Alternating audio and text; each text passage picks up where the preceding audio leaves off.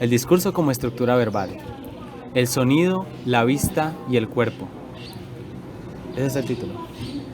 Tal como sucedió históricamente en la lingüística moderna, el análisis del discurso puede comenzar por el análisis de un nivel de manifestaciones observables o expresiones, a saber, sonidos audibles y marcas visuales, cartas, figuras, colores, inscriptas sobre papel, pizarras o pantallas de ordenadores, e incluso, por supuesto, huellas magnéticas en un disco duro de ordenador. De este modo usamos el lenguaje cuando hablamos o escribimos, cuando escuchamos o leemos discursos.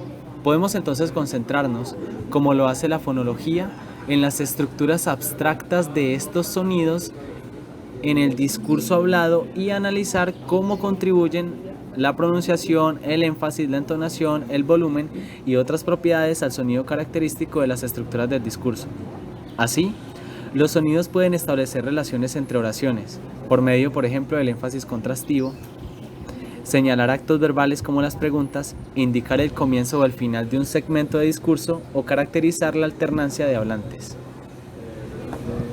Lamentablemente no hay lugar en este libro para dedicar un capítulo independiente al estudio fonológico de la estructura sonora del discurso, que constituiría una parte absolutamente legítima de una introducción al estudio del discurso. Se incluye en cambio un capítulo acerca de los aspectos escritos, impresos o gráficos del discurso. Veas el capítulo 10, escrito por en razón también del sesgo de la lingüística tradicional hacia el lenguaje hablado, el aspecto visual del discurso a menudo fue omitido, y todavía lo es en los estudios del discurso. Sin embargo, en la disciplina hermana de la semiótica, el estudio de los signos, se hace hincapié en que un análisis de las dimensiones visuales del discurso resulta indispensable, especialmente en esos tiempos de comunicación multimedial. El estudio de la publicidad, de los libros de texto, de los programas de televisión exige evidentemente un enfoque multimedial o multimodal. En el discurso hablado los sonidos tampoco ocurren aislados. Habitualmente están acompañados por diversos tipos de actividad no verbal, como los gestos, las expresiones faciales, la posición del cuerpo, la proximidad, el aplauso y la risa, acciones todas que acompañan de manera pertinente a las conversaciones y por consiguiente requieren por derecho propio un análisis del papel que juegan en el suceso de comunicación como totalidad. Nuevamente, debo decir que se trata de un aspecto del análisis del discurso relativamente inexplorado hasta el momento. No obstante, junto con los sonidos del discurso, la actividad no verbal juega un papel importante en la interpretación del sentido y de las funciones del discurso en la interacción cara a cara, y por supuesto, en la comprensión del discurso en las películas. El hecho de que un interlocutor esté enojado no solo se manifiesta en la elección particular de las palabras que hace, o el volumen, altura o entonación de los sonidos que emite, sino también en la expresión de su cara y en sus gestos. Este ejemplo muestra sin lugar a dudas que los eventos de comunicación no solo están constituidos por palabras. Hablar de los aspectos auditivos, visuales y corporales del discurso presupone una diferenciación bien conocida por los propios usuarios del lenguaje y por los analistas del discurso, que establece dos modalidades distintas del discurso: la conversación y el texto.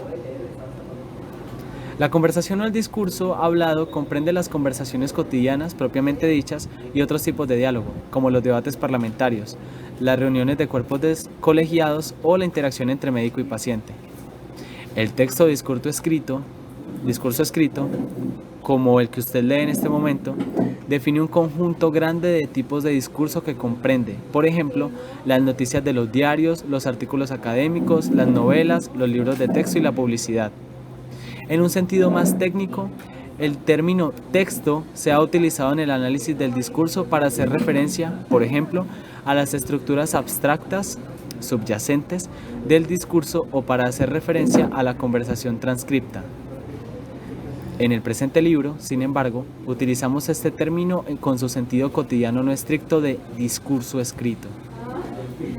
Las listas de distintos tipos de discurso mencionados hasta ahora también indican algo más. Las propiedades del discurso, como la de ser hablado o escrito, pueden utilizarse asimismo como criterios para establecer una tipología. Definen conjuntos o clases de tipos de discursos.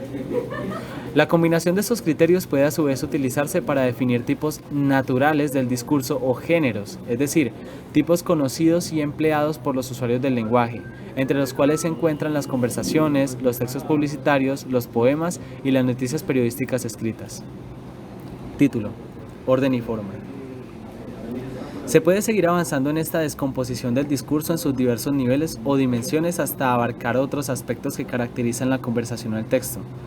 Siguiendo los pasos de la gramática de la lengua, por ejemplo, cabe esperar que el análisis del discurso también preste atención a la forma abstracta de las oraciones que lo componen, el orden de las palabras, las frases o las cláusulas u otras propiedades que estudia la sintaxis. A diferencia de los lingüistas tradicionales, sin embargo, los analistas del discurso van más allá de la frontera de la oración en este caso. Estudian cómo influyen en la forma de las oraciones otras oraciones próximas en el texto o la conversación. Por consiguiente, en un enfoque discursivo de la gramática, la buena formación o gramaticalidad de las oraciones es relativa. Por ejemplo, una oración aislada formada únicamente por un verbo no solo sería agramatical en el sentido tradicional, sino que resultaría en buena medida incomprensible. No obstante, como parte de una secuencia discursiva de oraciones, esta incompletitud sería relativamente normal porque una oración anterior podría aportar la información faltante, sea esta gramatical o de otra naturaleza.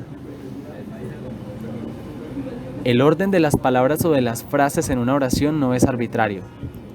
Puede cumplir diversas funciones con respecto a otras oraciones del discurso.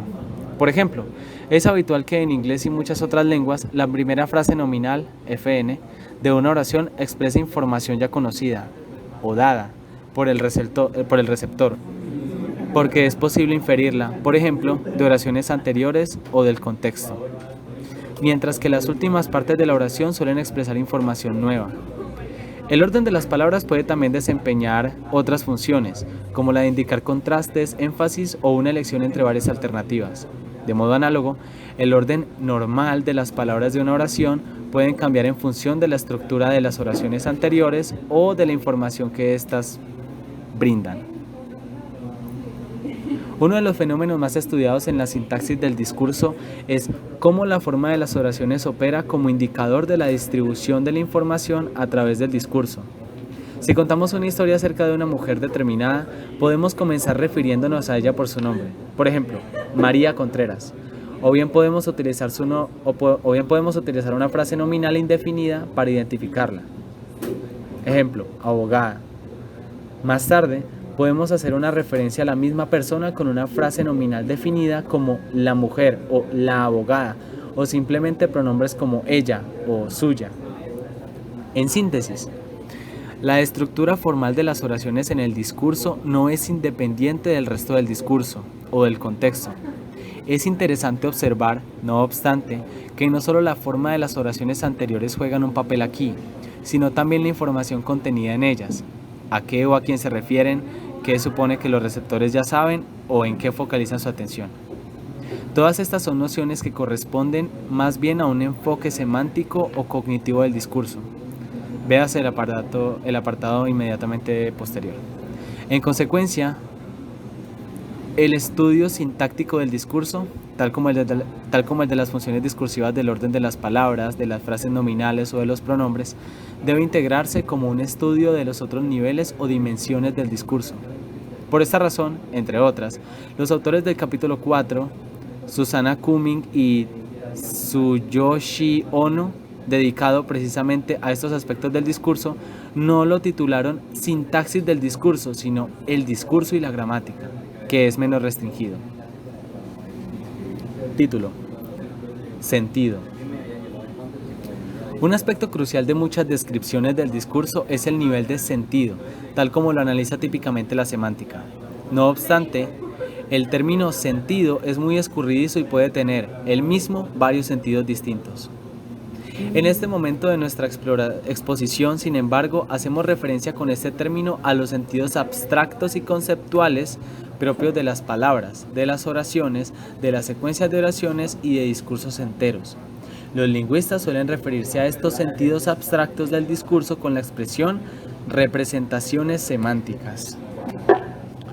Los psicólogos y los especialistas en lingüística cognitiva adoptan un enfoque más empírico hacia el significado y dicen que no se trata tanto de que el discurso tenga un sentido intrínseco, sino de que el sentido es algo que los usuarios del lenguaje asignan al discurso. Este proceso de asignación de sentido es lo que todos conocemos como comprensión o interpretación. En este caso, se asocia el sentido a la mente de los usuarios del lenguaje.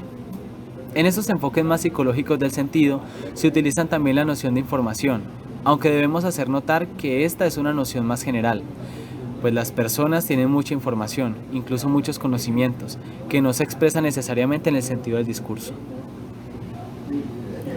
Análogamente, algunos científicos sociales pueden alegar que estos sentidos son compartidos o sociales y que, por consiguiente, no se deberían establecer una relación entre ellos y la mente, sino entre ellos y la interacción, los grupos o las estructuras sociales. Ya volveremos más adelante a estos enfoques cognitivos y sociales del sentido y otros aspectos del discurso. Es necesario advertir que en el lenguaje cotidiano y en las ciencias sociales también se utiliza el término contenido para hacer referencia al sentido o a la información presente en un discurso. Los analistas del discurso evitan por lo general este vocablo tan impreciso, empleado todavía en algunos métodos de análisis de textos como el que se denomina análisis del contenido, el cual, por otra parte, tiene más que ver, de hecho, con otros aspectos más observables del discurso, sobre todo con las palabras, que con el sentido. Cada nivel de descripción del discurso cuenta con conceptos propios. Así, en la semántica hay un término especial que se aplica al sentido de toda una cláusula u oración, a saber, proposición. Mientras que la sintaxis del discurso se ocupa de la estructura formal de las oraciones, la semántica del discurso estudia, más bien, la estructura de las proposiciones, en especial las relaciones entre las proposiciones de un discurso. Tal como ocurre en todos los otros niveles de análisis del discurso, encontramos aquí el principio de la relatividad del discurso. Es decir, que las proposiciones están influenciadas por las proposiciones previas en el texto o la conversación. De hecho, no es necesario ser un analista del discurso para saber que el significado de una oración determinada depende de lo dicho, significado, previamente. Existe una noción semántica mencionada al pasar en lo que llevamos dicho que es en buena medida crucial para este análisis, la noción de coherencia, es decir, la conexión del sentido de las oraciones, o sea, las proposiciones. Podemos estudiar las relaciones de coherencia en el caso en que las proposiciones aparecen una a continuación de la otra, micronivel de análisis. Pero también podemos estudiarlas en el discurso en su totalidad, macronivel de análisis. En ambos casos, explicamos qué es lo que hace que el discurso tenga sentido y en qué difiere un discurso de un conjunto arbitrario, incoherente de oraciones. En el micronivel, las relaciones de sentido entre las proposiciones de un discurso obedecen a un cierto número de condiciones de coherencia que pueden ser de naturaleza funcional. Por ejemplo, una proposición puede funcionar como especificación, generalización, ilustración o contraste con respecto a una proposición previa, en una secuencia simple como la siguiente. Pedro se retrasó, siempre llega tarde. La segunda oración expresa una proposición que es una generalización de la proposición expresada en la primera.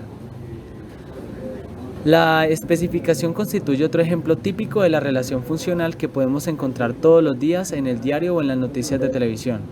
Los discursos correspondientes suelen comenzar con oraciones que expresan proposiciones muy generales, en el titular y la entradilla, seguidas de otras que expresan proposiciones que aportan detalles cada vez más específicos. Así también, en los capítulos de este libro se hace uso de otra relación funcional, el ejemplo o la ilustración.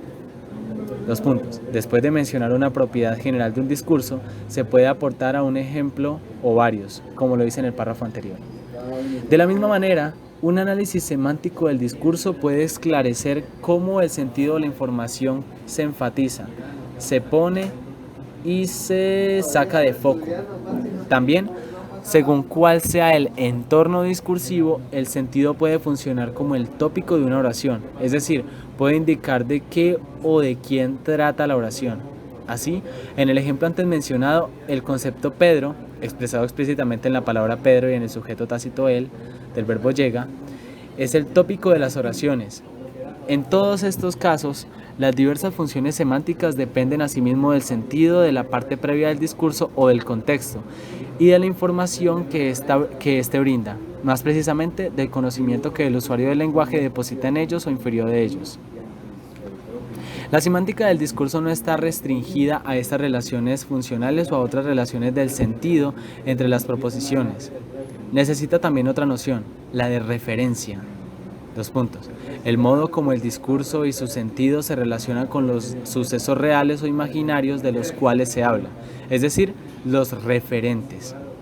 Una regla aparentemente sencilla para la coherencia local de un discurso es que sus proposiciones deben referirse a, ser cerca de, sucesos o situaciones que tienen alguna relación entre sí, según el hablante al menos. Así, el discurso puede ser coherente si las oraciones que lo componen se refieren a hechos causalmente relacionados, como ocurre en el siguiente ejemplo. Laura se retrasó, su vuelo se demoró, tuvo que esperar varias horas en el aeropuerto. Como ya se sugirió, esta coherencia es relativa a los hablantes y su conocimiento. Esto introduce en el análisis un aspecto cognitivo que trataremos más adelante. A menudo esta condición de coherencia también implica que las proposiciones de un discurso tratan de las mismas personas o de los mismos objetos, que a veces se denominan referentes del discurso. Ya hemos visto en la sección dedicada a la sintaxis que se puede aludir a estos referentes del discurso mediante distintas expresiones según se suponga que el receptor sabe de ellos o piensa o no acerca de ellos. Para identificar un nuevo referente del discurso o recordar uno mencionado previamente, puede ser necesarias descripciones extensas, pero una vez identificado un simple pronombre, y a veces ni siquiera esto, puede ser suficiente para que el receptor sepa de qué o de quién se habla. Véase al respecto el capítulo 3, escrito por Rose, Linda, Mink y Myung, donde se exponen en detalle estos aspectos del sentido del curso. Con la descripción del macronivel del sentido del discurso, dejamos atrás la lingüística y la gramática tradicionales y encontramos nociones típicas del discurso propiamente dicho, como los tópicos y los temas. Los tópicos de un discurso, que no son lo mismo que los tópicos de una oración, constituyen, por así decirlo, los sentidos globales del discurso y definen su coherencia global o macrocoherencia. Cuando explicamos los tópicos de un texto o de una conversación, en realidad estamos contestando preguntas tan prosaicas como ¿de qué está hablando? Preguntas en este caso relativas al resultado o el meollo de un discurso, aquello que constituye su información más importante. Los tópicos son elementos cruciales del texto y la conversación. Sin ellos, no sabríamos de qué estábamos hablando, por qué estábamos leyendo. Definen la unidad global del discurso y se expresan habitualmente en ciertos segmentos del discurso como los titulares, los resúmenes o las conclusiones. Por otra parte, suelen ser la información que mejor recordamos de otro discurso. En síntesis, los tópicos o sentidos globales son esenciales para el proceso de la comunicación. Por ejemplo, la noticia de primera plana del periódico de hoy puede tener como tópico principal que se ha firmado un acuerdo de paz en Bosnia. Este tópico contiene un nivel más abstracto y elevado del significado de la información detallada, que el resto del artículo proporciona y define, así como la coherencia global del texto. En cierto sentido, el tópico resume los significantes más detallados de un discurso. Estilo. La mayor parte de las gramáticas lingüísticas se limita a estudiar los niveles de expresión, sonido y forma, y el sentido de las oraciones. Hemos ido más allá de las limitaciones de estas gramáticas y dedicamos también nuestra atención a las relaciones de sentido y de referencia que existen entre distintas oraciones incluso al sentido global de los discursos en su totalidad. De todas maneras, ni la gramática ni la lingüística dan cuenta habitualmente de muchas otras propiedades del discurso. Otro aspecto del discurso es, por ejemplo, su estilo, una noción notablemente difícil de definir. Se lo puede intentar definir en términos de variación. Por ejemplo, para describir la guerra civil de Bosnia, podemos hacer referencia a los diversos grupos beligerantes como luchadores, rebeldes, insurgentes, terroristas, etc. La elección de una determinada palabra en este caso puede depender del tipo de discurso. Por ejemplo, noticia periodística, editorial o propaganda política, o de la pertenencia del hablante o del escritor a un determinado grupo, de su posición u opinión particular sobre el tema. Es decir, que para referirnos a las mismas personas podemos utilizar ítems léxicos diferentes. Cuando estas variaciones ocurren en función del contexto, hablante, perspectiva, auditorio, grupo, etc., se dice que estamos frente a características del estilo del discurso.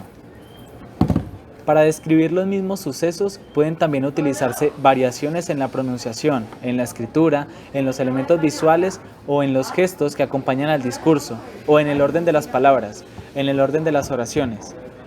Todas estas variaciones funcionales forman parte del estilo. En síntesis, el estilo es habitualmente una variación dependiente del contexto del nivel de expresión del discurso. Los significados son los mismos. De lo contrario, no hablaríamos de una variante estilística del discurso, sino de un discurso diferente. Pero aún así, existen variaciones estilísticas.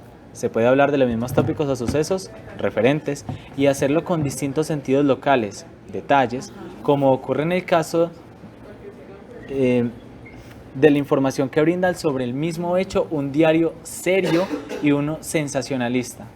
Por supuesto, dos noticias diferentes de un mismo periódico que se refieren a sucesos o tópicos distintos no constituyen variantes de estilo. En otras palabras, el concepto de estilo supone usualmente que al menos algo, en el sentido del tópico o los sucesos, permanece igual, de modo que podemos comparar cómo los discursos dicen lo mismo. Un análisis estilístico puede también definir un conjunto de características discursivas típicas de un género, relativo versus crónica, por ejemplo, de un hablante, sesgado versus emocional, otro ejemplo, de un grupo humano, mujeres versus hombres, de una situación social, formal versus informal, de un periódico literario, clásico versus romántico, e incluso de toda una cultura, anglosajona versus latina. Por lo general, nos ocuparemos entonces no solo de las variaciones contextuales en la forma de las palabras o las oraciones, sino además de otras propiedades del discurso que expondremos más adelante, como ciertos modos característicos de contar historias o ciertas estrategias de cortesía. Existen, sin embargo, muchos otros aspectos del estilo que no menciono aquí y que se tratarán en detalle en el capítulo 5, escrito por Barbara Sadik y Margaret Selting. Para las variaciones culturales del estilo, véase asimismo el capítulo 9, volumen 2, escrito por Clifford Cady y Otros capítulos también hacen referencia regularmente al tema de ese estilo. Voy a aparecer yo. Retórica.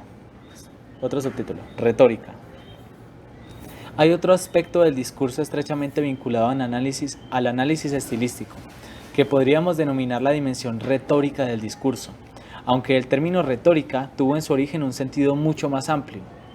Dos puntos. El arte del discurso público persuasivo y su estudio. Véase el capítulo 6, escrito por Karen Navarro. En ese sentido más amplio, que se remonta a la antigüedad, podemos considerar a la retórica como la precursora de lo que hoy denominamos estudios del discurso. Uno de los ejes vertebrales de la retórica clásica estaba constituido por el estudio de los medios específicos que hacen a un discurso más memorable y, por ende, más persuasivo. Las figuras de la retórica. Si bien todo discurso entraña necesariamente un estilo, no todo discurso presenta estas figuras, que también podemos denominar estructuras retóricas. Aliteración, rima, ironía, metáfora, hipérbole, etc.